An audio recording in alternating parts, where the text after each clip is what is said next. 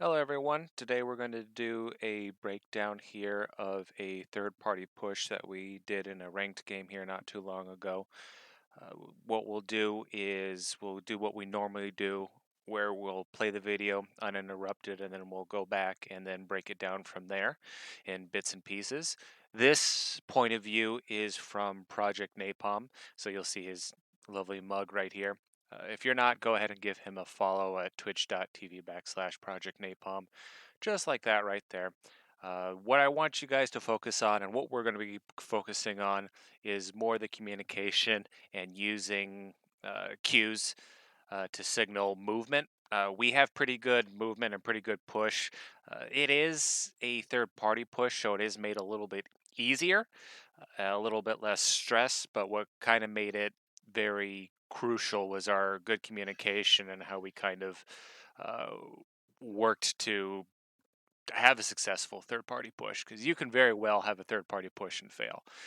So let's go ahead and let's play it, and then let's see how we did it. Four, and it's two squads at least fighting inside market. And then the last one is a solo, more than likely. Let's go get ready to get They're going up involved. top. They're going up top. They're going up top.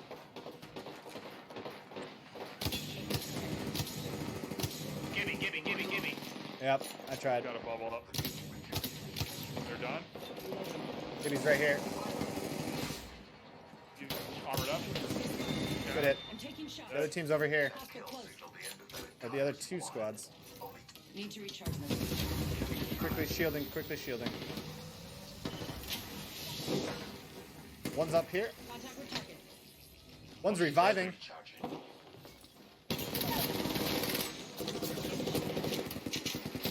Bro, one. Yep, another one down. The other one there. They're done. Let's go. All right. Let's bring it back. Four. And Okay, there we go. Okay, so that was our successful market push as we third partied. What you hear at the very beginning here is us kind of assessing what we're going to be pushing up on. What we're doing is we're taking a look at this upper right. We're seeing that there's 4 squads left, so a total of 3 enemy squads and a total of 10 people left. So when you're looking to third party, especially a late game like this, you kind of want to know what you're pushing. We have a pretty good assumption here that these are at least 2 teams, or it's 2 teams. And if they're 2 full teams, that would mean, based on the math here, there would be 1 solo. So we're sitting here, and what we're kind of do as we're walking or running to market to do the push, we're kind of assessing the risk right here. Do we want to push this? We're taking a look at where they're at on the map. We're considering who's going to try and third party us if we're successful, because a good team will sit here and hear a bunch more fighting, see a bunch of things in their feed, and consider, oh, I better go and capitalize. So we're kind of doing a risk assessment here, and we've kind of decided, okay, if we can push this team, if there's someone who comes to third party us, it's probably not going to be a full team. And we're assuming it's 1. We kind of got lucky with that assumption. It very well could have been 3, 2, and 2. But based on how long this fight had been going, that's why we kind of steered towards, these were 2 full teams fighting. So what you're hearing us doing right now is just pretty much doing a risk assessment, just kind of knowing what we're going into. This also helps with us when you start doing like a count off, and what I mean by a count off is when you start getting downs, you make a mental note saying, okay, we're walking in on 6 people. We have 1 down, we have 2 down, we have 3 down. Okay, that means there's another squad here. We got 4 down, 5 down. They're all gone, all dead. So that's also good. So when you're starting to count off people that you down, you kind of know where you're at with the whole squad, and it helps with fight management, because there's plenty of times where people will sit there and wipe someone and they're like, oh, we got everybody, but they didn't do a count off, and then the other team that they pushed up on, that they never accounted for, will heal up, counter, and then wipe. Has happened to me plenty of times, happens to a lot of people. So yeah, this is us just kind of taking risk assessment and just kind of figure out what we're going to be walking in on. And it's 2 squads at least fighting inside market. and then the last one is a solo, more than likely. Let's go get ready to get They're going up involved. top. They're going up top. They're going up top. Okay, so here is Killian says, let's get into a position where we can push, we can start getting involved. Project probably already had that same idea, gets on top. He says, I'm getting on top, I'm getting on top. So we're following suit with him. We start seeing in the kill field, people are going down. That's when a third party or eyes kind of light up, because typically when you get it down, there's been a fight. You've taken some shots, they've taken some shots. So we're guessing and hoping that the likelihood of all these people being at full health are low. Like all of them should have taken damage, is what we're kind of banking on. So we see this, our eyes kind of light up. You'll see I think another name kind of pop up here. So we'll go ahead and we just kind of have to pick our targets. Gimme. Yep, I tried. Okay, so when you're pushing on a team like this, and there's a lot of options out there, meaning there's a lot of people that you could potentially shoot. And if you start getting shots on one in particular character, in this instance it was Gibby, it's very common for someone to call out Gibby or the character's name, or say they're one shot or they're low.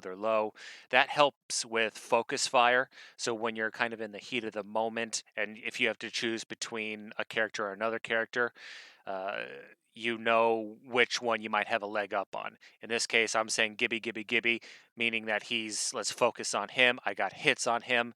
He's going to get an easy down to help give us the upper hand. Bubble up. Project takes a couple shots on a down guy. My guess here is he doesn't want that guy to get away and then get revived and then be trouble for us later on. Unfortunately, he's able to turn around and block the shots. The good thing about Project here is he doesn't pursue this too long and goes back to that Gibby that we called out previously. The Gibby here, I'll show you here in a moment. They're done. Gibby's right here. Okay, so he gets his shield off. The Gibby gets his shield off. The good thing here is Project is pushing. We've gotten it down. He's safe. He's taking ground. The Gibby sees a Wraith pushing up on him, and he's more than likely has little health. He gets a shield regen up, but he's probably low in health, and he's thinking, oh, I have another squad coming. I have a Wraith who's about to push me. I better get out of here. So he gets out of his bubble, which actually is probably what killed him. Uh, the squad still remembers the call out of Gibby, so they're probably still focusing here on the Gibby. Here. You armored up. Okay, and that's exactly what you're looking for. All Project had to do is get a wingman shot on him for 38. Everyone else is keeping tabs on Gibby. He pokes out, and pretty much he just gets blasted with probably all three of us who got him down. So we've gotten one down. He's gone straight down. So we know right now that one of those two squads is dead. So listen to our call here. When I said about a count off, listen for the count off. You armored up. Good hit. I'm taking shots. Other team's over here. Okay. Armored up. Good hit. I'm taking. I think the good hit, I guess we can call that. I guess I would have liked to had like he's a down, but my guess is since we all had eyes on him and someone else got him, there was no need to call it.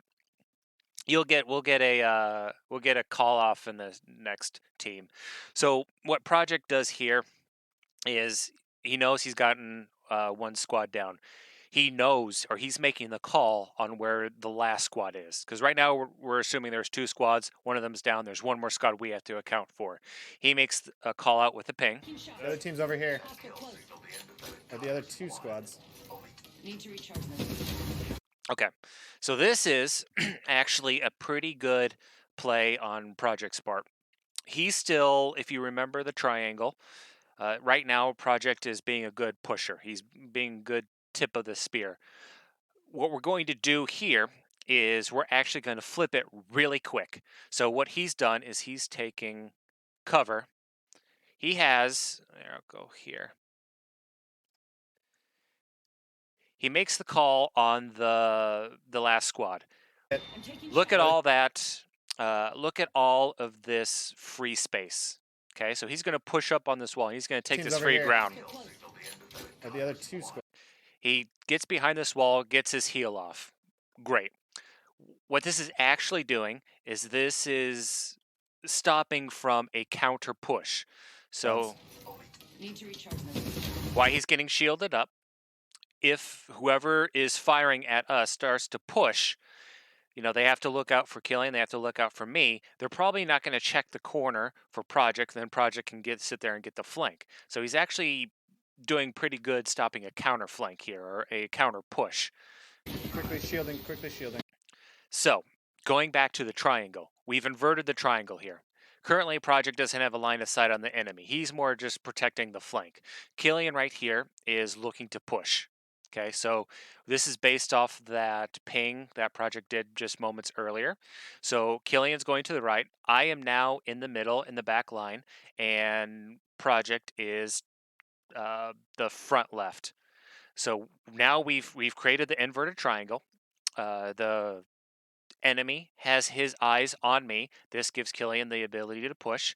This gives Project the ability to heal up. Okay, so Project gets the heal and decides, okay, eyes are not on me. I'm going to go ahead and try and push the person firing. He gets up, notices that I think this is the Wraith, is already moving. So what we did here is what I like to call a quick rotation within an engagement.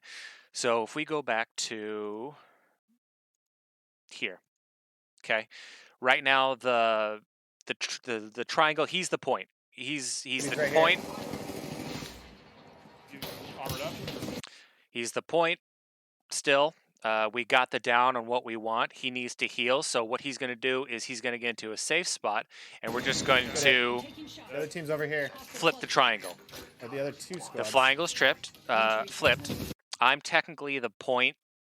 I'm taking the eyes on the enemy, and he has eyes on me. So that allows my other teammates to get in position and heal up need be. So Killian does that. So does Project by healing. Quickly shielding, quickly shielding. Gets the heal off and retakes the point.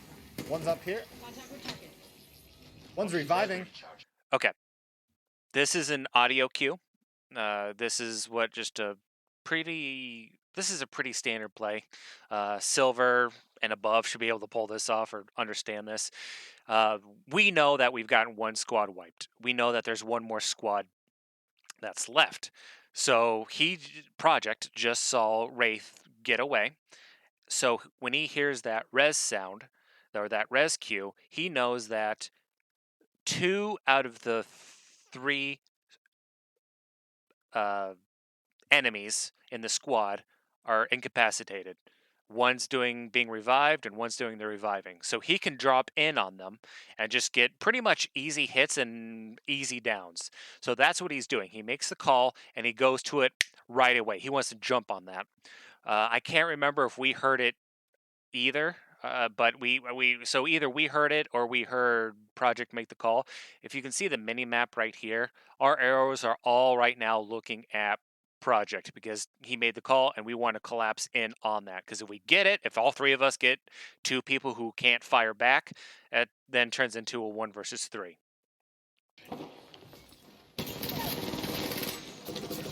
Okay, so that's exactly what happened. He drops, gets the easy down right away. Okay, so there was a count off right there. I don't know if we know that one of them is down. I don't know if anyone called it or not. But when I talk about a count off, it's just we got one down, got another one down. That just helps you keep your fight management under wraps and just make sure you have a good account of who's up, who's down, who's left. So what happened is Project drops in, gets the easy down. the Wraith does pretty much what they needed to do. This enemy Wraith goes to try to help his friend by looking to flank, and he probably figures that Project's going to be reloading, so he doesn't. His best bet is to try and push Project, because right now Project is the easiest person to get, and because he's on the same ground floor, he's not looking and he's probably reloading, so he's pushing. But what we did is once we heard that the revive was happening through Project and the audio queue, we're right on top of Project and we have a line of sight on Project. So if anyone pushes him or fires on him, we can sit there then get a line of fire on whoever is shooting at him. And that's exactly what happens. So you'll see us on the high ground shooting down at the people who are pushing him. Okay. We get it down. I do a count off of 1. Yep, another. Project goes another 1. Because he has a visual on it, and remember, this is for fight management and kind of keep account of everything. So Project is technically taking point again, and in this last engagement, either Project is going to push and get the kill, or he's going to fall back, and we're just going to flank from on top. Because remember, we're on top here. But Project just has a. This is just a good shot he had on him, and just downs him. One down. They're done. Okay, so what I want you guys to take away from this is the communication and I guess the how we use the display when we're looking to push. There's a lot of communication. We do a risk assessment before we get in. What are we pushing up on? How many squads are we thinking it is? Who's going to third party us? Okay, when are we going to push? When people are starting to go down. All right. Who do we going to focus fire on? Okay. Who's incapacitator? Is anyone doing a revive? We do a lot of quick transitions from point to flank. So 2 squads at this least is us inside market. and then the last doing the assessment. Let's go. Let's go. Get ready to get. They're going up top. They're going up Let's top. get involved. Let's go.